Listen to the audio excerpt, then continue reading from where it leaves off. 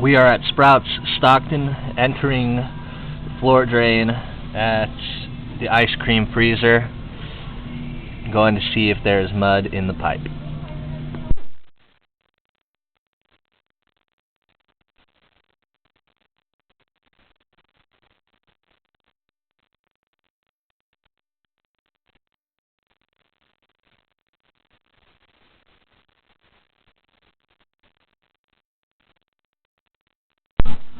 We are now approximately 1.5 feet into the pipe, and you see murky, muddy water.